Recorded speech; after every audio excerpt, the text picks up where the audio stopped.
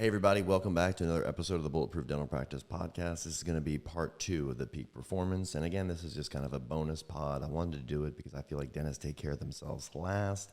And I decided that these buckets were the ones that I wanted to talk about. So I've been trying to get permission from Craig to do this. But the key buckets I think we should focus on as we're looking at our bodies is sleep, food, exercise, testing, brain training, and then longevity. So I've already covered over sleep, and that's something that I was pretty passionate about because it did change the game for me. The next two I'm going to go over in this pod are going to be food and exercise. Again, nothing, should I say, game-changing you're going to come out and say, God, he's the smartest thing I've ever seen that's going over. Nothing that is going to be new under the sun, right? I am not trying here to advocate and be your physician or your doctor or your coach or whatever, but it is ideas that just helps you because it's helped me kind of make small changes, incremental changes, right? 1% better, and get off zero of not training or not eating right or not finding the right test or all these things. So it's important. I think it's worth a listen. But again, if you're only here for the dental, tune out because we'll be back with more dental stuff soon. But these are just, like I said, bonus exercises. The thing that I want to kind of talk about today, again, is food and water. And I'm going to condense these food and water and then exercise. So just diet and exercise for this. And I'm going to give some tips and pearls and hopefully give you some ideas, like I said. If you're just tuning in, you don't know who I am. My name is Dr. Peter Boulden. I am the co-founder of the Bulletproof Dental Practice alongside with my host, Dr. Craig Spodak in Delray Beach, Florida. And together we have about 45 years of dental experience, about 7 locations. And our mission is to create life-changing impact for entrepreneurial dentists through our Bulletproof pathway. And we go through all of this in our summits and our masterminds and all things. So welcome to the podcast, and let's dig in. So, of course, food and water, obviously being an apex for when someone thinks about their health, they're looking about changing their diet, right? That's usually the first and easiest thing to do. So we think. But if you are not a big planner like I am not, then food sometimes becomes something that you get reminded that you need late in the day, and then it becomes fast food, all right? So I will say that striving to have good organic food, limit your sugars, especially wheat, because wheat turns to sugar really quick. Intermittent fasting for glucose control, like I'm a big fan of that. Like I don't have my first amounts of sugar until about 1 o'clock, so I'm looking at doing intermittent fasting. Intermittent fasting just means that you're going blocks of time before eating it, before breaking the fast, right? The term break fast. I break the fast around 1 o'clock, and then I shorten that feeding window to about 7 to 8 hours, ideally 7 hours. So I make sure I'm done eating around 8 o'clock at night, and I try and eat dinner, a bigger dinner, maybe around 6:30, 7. So that gives you, if there's 24 hours in a day, right? If you shorten your feeding window to 7 hours, you're kind of fasting for 17 hours a day, which is a good intermittent fasting. And it's hard in the beginning. It's hard in the beginning, just like anything, right? Sometimes you get hungry in the morning. If you're used to eating breakfast, the appetite you have, it's not hunger, but it's an appetite. It's hard to kind of break that. But over time, it does work pretty well. So even when I wasn't diligently working out, that kept me somewhat thin in terms of just glucose control. And that is a big thing for longevity is we're going to talk about. One of the easiest ways to just increase longevity, and again, these are studies that David Sinclair has done and Harvard Medicine, and everyone has kind of come to the consensus in science that regulating your glucose control, not spiking your insulin levels all day, every day, is a good thing for longevity. A lot of my friends have done what's called this 75 hard. And this is something invented Andy Frisella, and it's a book. And it basically is 75 days of just taking you from kind of where you don't like your life in terms of discipline and nutrition and workouts and diets and brain. And it kind of just changes you physiologically a little bit. I've seen probably 4 or 5 of my friends do it. I have not done it. It seems a little daunting to me, but I thought it was still worthy of being acknowledged on the pod. And what 75 hard is basically you're gonna have a great nutrition plan, right? With some of the things I just mentioned: no alcohol, no cheat meals. You have to do 2 workouts a day. One has to be outside. to drink a gallon of water every day. You have to read 10 pages of nonfiction or self-improvement stuff. And then you have to take a picture of your progress. And so, I'm a big fan of incremental progress, 1% a day, and kind of stacking things. And I saw big changes in the people, not just physically, but mentally in the people who did this. So I won't spend too much time more on this. Juice cleanses are a good thing if you're stuck and you really want to kind of detoxify. You can go on a liquid diet for 3 days. A lot of our organic juicers will have these things to do. And then if you're struggling to get good meals, right? If you don't have the luxury of time and you're not a good chef, or you don't have good meal preparation at home, then it is a good idea to look for high quality meal preparation that's ready to eat, right? And there are several companies like the one I'm using. I've used Trifecta. I've used Sunbasket. Currently now I've used HelloFresh. And they all are designed to kind of fit into a plan, whether you're going keto or low carb or Mediterranean, and finding something. And, not the cheapest thing in the world, but far, far better than having to get the panic, hey, I'm hungry, run to Chick-fil-A. Hey, I'm hungry, get me a Big Mac scenario. At least you have something ready to go. And they're pretty delicious, I got to say. And they come on dry ice or packed. And they're shipped to you. So it's an idea. It's a primer. That's something that really helped me. Because, like I said, I didn't think about food until it was too late. And then it becomes a fast food panic situation. Like, I haven't eaten all day. I need something. Okay. So next thing is Bulletproof Coffee and MCT oil. This is something, everyone always asks about. Hey, did you get the name Bulletproof from the Bulletproof Coffee? Because everyone knows about Bulletproof Coffee.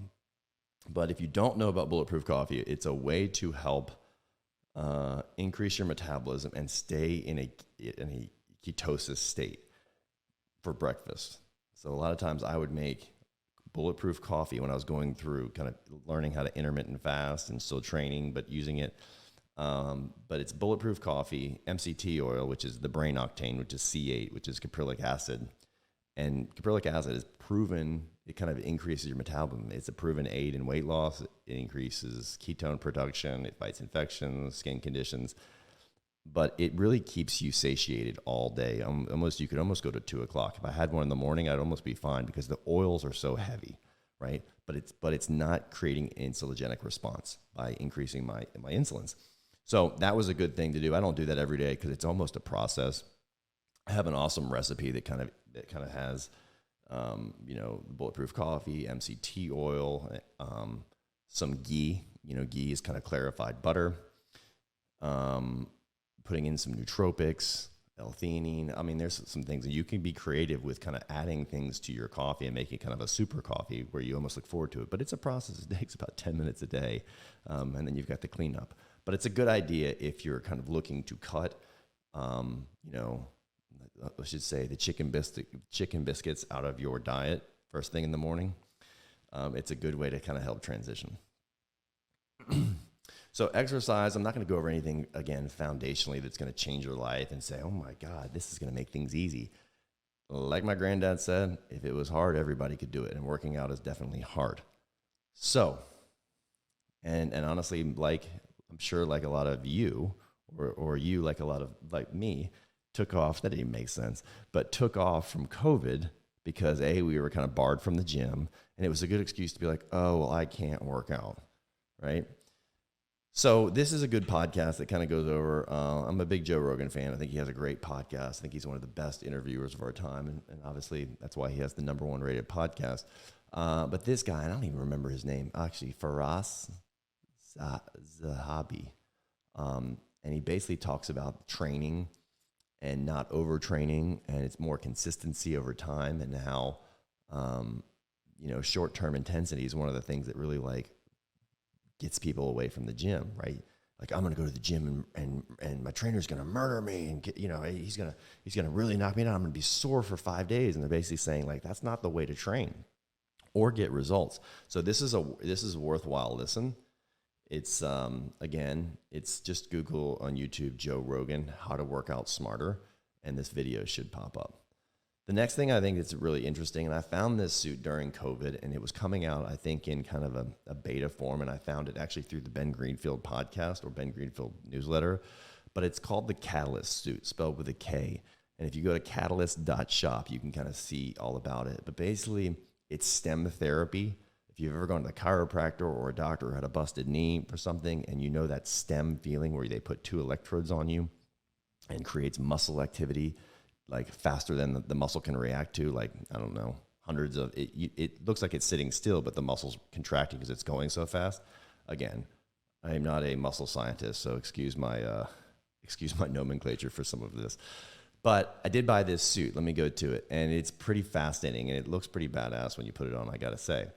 It's pretty expensive. This suit's probably about, I think I got it in a good deal when it was, like I said, in the beta. I think now, I don't think you can get them, because of COVID, like everything else. But I think it's about $2,500 now. But basically it comes with all the things. And it's so like that stem therapy where the little patches, and you put them, above your knee and below your knee, and it kind of stimulates the muscle to kind of increase and get its performance back, maybe after an ACL tear. This does your whole body. So it's the training suit and some base layers and the battery pack and an app. And you basically put it on, you wet these electrodes all over your body, and then you go through the app and you train. And they equate it to about 2 hours in the gym. And of course they being Catalyst, it may do that. But I had a long call actually with the founder, not on a pod or anything, just a long call. And he's an awesome dude. And there are some big minds that are behind this. So if working out isn't your thing because of time, or working out isn't your thing because you just don't want to go to the gym, the Catalyst suit might be something to check out. My wife has one too, and we do it pretty often. It's pretty awesome, pretty awesome.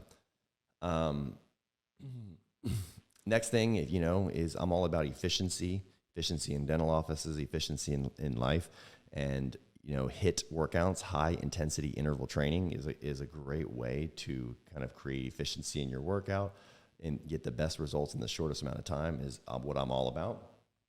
And there are apps that you can download. I'm not going to recommend any here, but there's apps if you want to work out at home, just getting kind of off the couch, getting off of zero, to use a crypto term, and just start moving.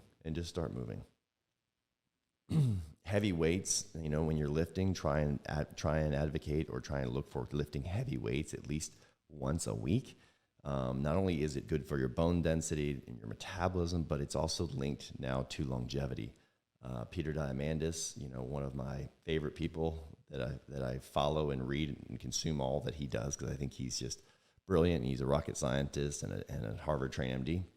But he said muscle mass is one of the most important predictors of longevity and speedy recoveries from injuries. Even a small amount of weekly resistance or weight training can stimulate growth hormones and increase muscle mass. So, and there's a study here that kind of links longevity and muscle mass. So lifting heavy weights, obviously we know it bulks up a little bit, especially as you're getting older. It gets harder because your testosterone falls. But what they're saying in this UCLA study is that the more muscle mass older Americans have, the less likely they are to die prematurely. Like, it's pretty fascinating in my opinion. The last thing, look, if you're not down with any of these things I just mentioned, I know that I used this in this next one and just said, hey, it's COVID, it sucks. I'm working from home now. I got to do something even though I'm not motivated. And I would just force myself to go on a walk for 10,000 steps. And 10,000 steps as in this article right here, it's ideal for longevity, but it's not 10,000 steps. 10,000 steps is a pretty marketable number, but it probably is closer to around 7,000 is what they're saying. But our human bodies are designed to be in movement, and like I've said on several podcasts, some of the best things happen when you are in movement. Your brain feels better, your hips feel better, your flexibility feels better. You kind of open up. You're getting fresh air. You're outside in nature, which is always a good thing. So if you're kind of, like I said, sitting on the sidelines and just not motivated, maybe that's the primer that you need. And again, if you are someone who works out all the time and none of what I've said in the last 14 minutes has resonated with you, this might not be for you. This may be for the person that I'm reaching that says, you know what, you've motivated me to do at least something. And taking the first step, is obviously the most important of a 1,000-mile journey. And the last thing is just find ways to sweat. If you're not down with high intensity workouts or getting a Catalyst suit or walking, just find a way to sweat, whether that's anything you're doing, rollerblading or tree climbing or whatever. Find a way to sweat and then call it a day. Sorry, I'm having to clear my throat here a little bit. Okay, the next thing I want to talk about is that's it. I guess that's a wrap for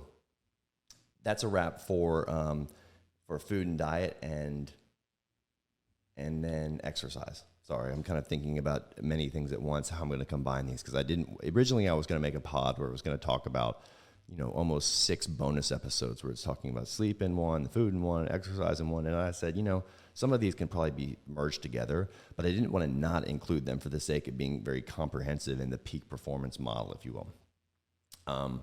I will mention that there's some good books, and this I'll mention again, the longevity factor, but the Life Force by Life Force by Tony Robbins, that just came out is going to be a great book for kind of looking at this. Ben Greenfield has a good book for talking about health and biohacking, but more on this stuff later.